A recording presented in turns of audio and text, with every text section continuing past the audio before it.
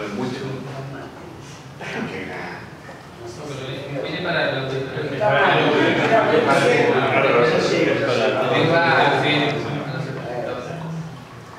ya bueno,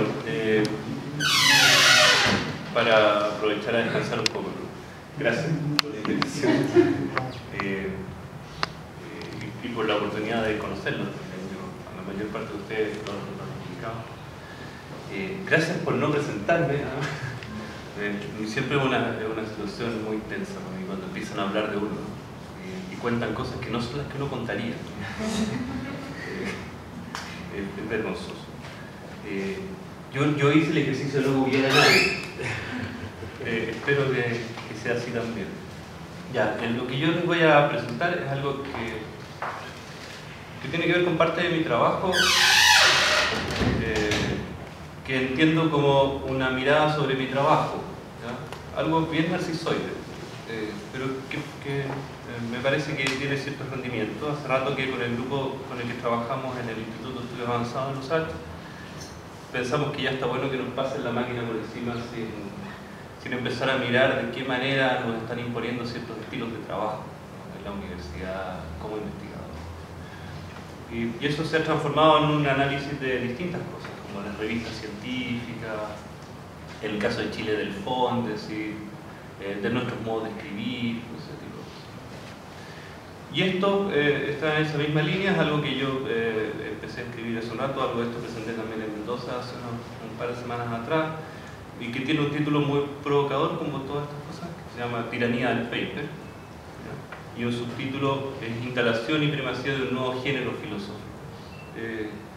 Yo no tengo tanta facilidad de palabras, así que voy leyendo. Es un poco más fácil para mí y intentaré hacer observaciones.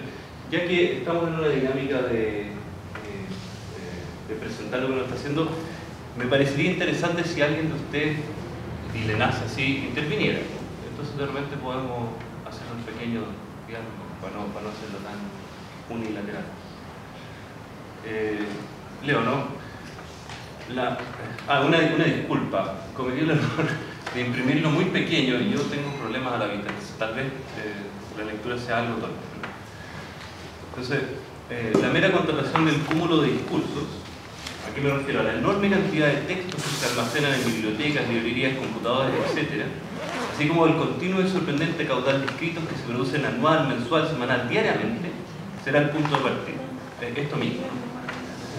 El caso que interesa analizar aquí, el de la filosofía, parece paradigmático para sostener el punto. Cientos de libros, revistas, conferencias, ponencias, clases. Poniendo como ejemplo el caso de Chile, un país con una recatada vida filosófica. Por recatada me refiero a que solo existen 17 centros universitarios donde se cultiva la disciplina, lo cual es relativamente poco. Y solo hay un poco más de 200 académicos que trabajan contratados por las universidades, lo cual también es relativamente poco.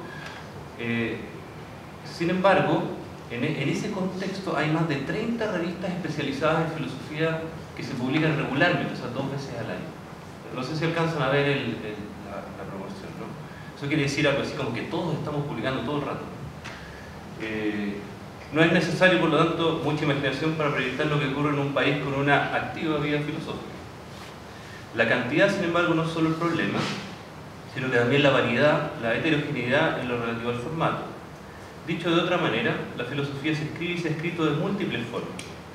Eso ha sido constatado por muchos autores, por lo tanto no es necesario que yo me explaye en eso, pero por hacer un listado nomás, uno podría decir que está el diálogo, el aforismo, la carta, auténtica o ficticia, el ensayo, la plegaria, la meditación, el fragmento, el manual, el poema, las diatribas, la biografía, etc., ¿no?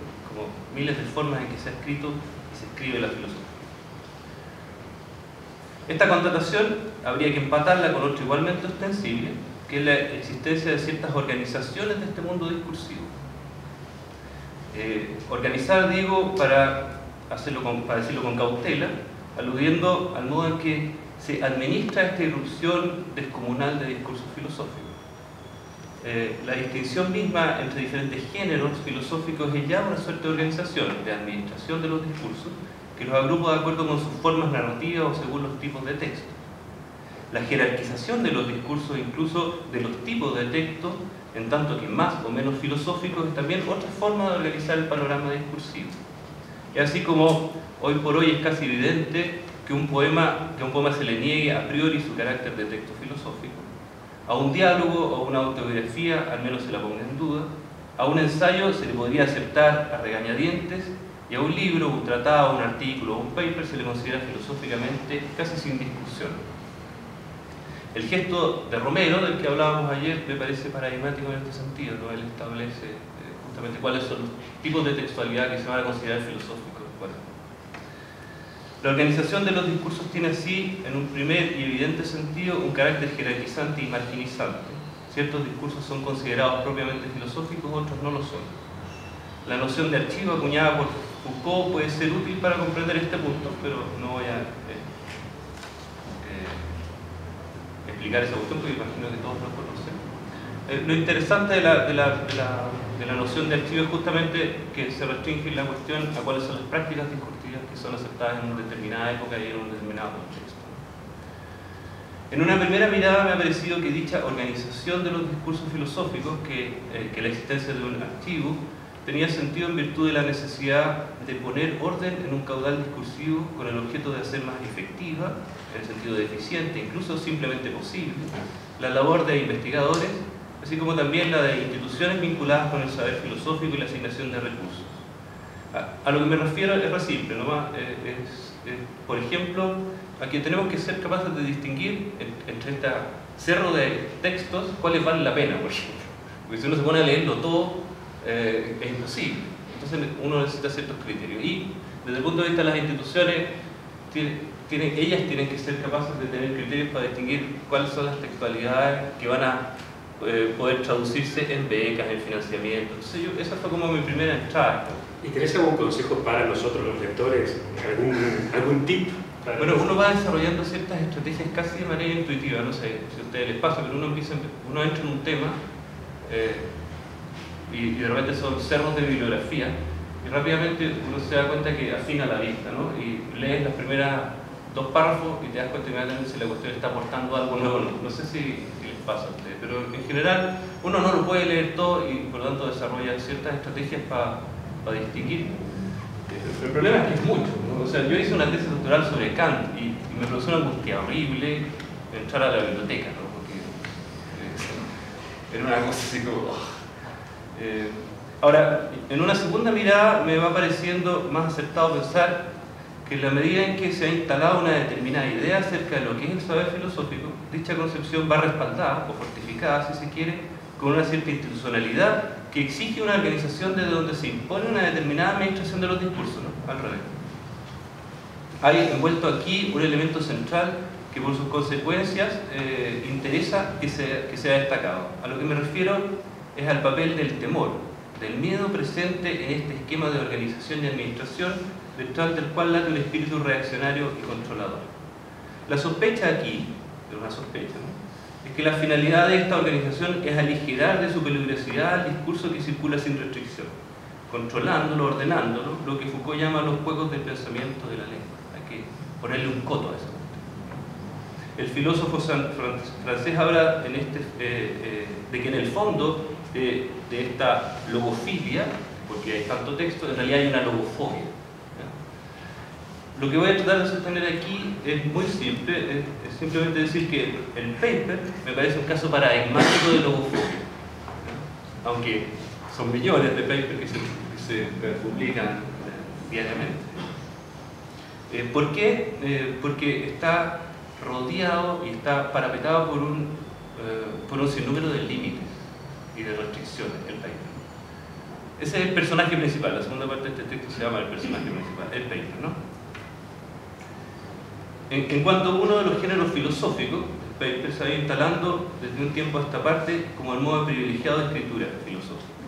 Dicha instalación se debe, sin embargo, a que este formato, este género filosófico, no se debe a que sea señalado en el sentido heideggeriano, ¿no? En el sentido de que es el mejor para escribir filosofía, es el más adecuado y por lo tanto tiene casi naturalmente que imponerse.